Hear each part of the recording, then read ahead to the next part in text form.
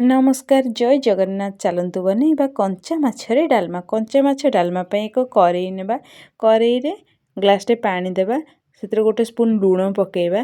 ଲୁଣ ପାଣିଟା ଟିକେ ଫୁଟି ଆସିଲା ପରେ ଆମେ କଟା ରଖାଯାଇଥିବା ସାରୁ ଆଉ ମାଟି ଆଳୁକୁ ସେଥିରେ ପକେଇଦେବା। ପକେଇକି ଟିକେ ସମୟ ଫୁଟି ଆସିଲା ପରେ ତାକୁ ସେଥିରୁ କାଢ଼ି ନେବା। କାଢ଼ିକି ଏକ କରେଇ ନେବା। କରେଇରେ ଟିକେ ରିଫାଇନ୍ ତେଲ ପକେଇବା। ରିଫାଇନ୍ ତେଲ ପକେଇକି जो छणा ହେଇ ରହିଥିବା ମାଟି ଆଳୁ ଆଉ ସାରୁକୁ ସେଥିରେ ପକେଇଦେବା। ପକେଇକି ଟିକେ ଭାଜିଦେବା। ସ୍ଲୋ ଜାଳ କରିକି ଭାଜିଦେବେ। ସେଇ ଭିତରେ ଆମେ ଚାଲନ୍ତୁ ମାଛଟିକୁ ସଫା କରିଦେବା।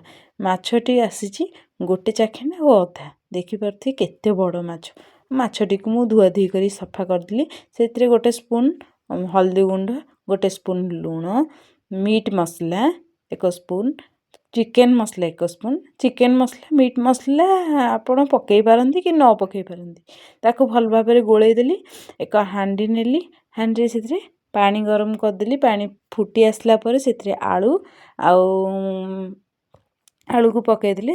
ଲୁଣ ଆଉ ହଳଦୀ ଗୁଣ୍ଡ ପକେଇ ତାକୁ ଢାଙ୍କୁଣୀ ଘୋଡ଼ି ରଖିଦେଲି। ଲୁଣ ଆଳୁ ପାଣି ସବୁ ଯାକ ଫୁଟି ଆସିଲା ପରେ ଆମେ କ'ଣ କରିବା, ସାରୁ ମାଟି ଆଳୁ ଯେଉଁ ରଖା ହେଇଥିବ ସେଥିରେ ପକେଇଦେବା। ତାପରେ ଆମେ କ'ଣ କରିବା, ଯେଉଁ ରଖିଥିବା କଖାରୁ ଆଉ ବିନ୍ସ ଯାହା ପନିପରିବା ଆପଣ ପକେଇ ପାରିବେ, ଡାଲି, ପିଆଜ ଆଉ ଅଦା ରଖା ହେଇଥିଲା ଛେଚା ହେଇକି ପକା ହେଇଗଲା। ତାପରେ ଦେଖନ୍ତୁ କଞ୍ଚା ମାଛକୁ କେଉଁ ଟାଇପ୍ର ପୁରା ହେଉଛି। ସେ ଭିତରେ ପଶିଲା ପରେ ତାକୁ ଟିକେ ଏପଟ ସେପଟ କରିକି ଟିକେ ଘୋଡ଼େଇ ଦେବେ। ଘୋଡ଼େଇ ସାରିଲା ପରେ ଦେଖିବେ ଢାଙ୍କୁଣୀ କାଢ଼ିକି ଦେଖିଲା ପରେ ଟିକେ ନାକୁ ଦେଖିପାରୁଥିବେ କେଉଁ ଟାଇପ୍ର ସେ ସିଝିଗଲାଣି। ସିଝିକି ସେ ମଝି କଣ୍ଟା ବାହାରି ପଡ଼ିବ। ଏମିତି ଟେକିଲା ମାନେ ସେ ମଝି କଣ୍ଟା ବାହାରି ପଡ଼ିବ। ଦେଖିପାରୁଥିବେ ତା ମୁଣ୍ଡ ବି କେଡ଼େ ବଡ଼ ମୁଣ୍ଡଟେ ତା'ର ଅଛି, ମୁଣ୍ଡ ଥିବ। ସବୁ ସରିଲା ପରେ ଡାଲମାକୁ କାଢ଼ି ଡାଲମା ମସଲା ପକାଇଦେବା। ଏକ କରେଇ ନେବା। କରେଇରେ ଜିରା ଲଙ୍କା ପକେଇକି ତାକୁ ଭାଜି ନେବା। ଭାଜି ଆସିଲା ପରେ ତାକୁ ଗୋଟେ ଜାଗାକୁ କାଢ଼ିଦେବା। ସେଇ କରେଇରେ କିଛି ସୋରିଷ ତେଲ ପକାଇଦେବା। ସୋରିଷ ତେଲ ପକାଇ ସାରିଲା ପରେ ସୋରିଷ ତେଲଟା ତାତି ଆସିଲା ପରେ କିଛି ଲଙ୍କା ଆଉ ଫୁଟଣକୁ ଭଲ ଭାବରେ ପକାଇକି ଫୁଟେଇ ନେବା।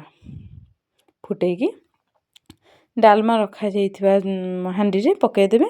ସେଥିରେ ଯେଉଁ ରଖାଯାଇଥିବା ଜିରା ଆଉ ଲଙ୍କାକୁ ପକାଇ ଦେଇକି ପ୍ରସ୍ତୁତି ହୋଇଗଲା ଡାଲମା।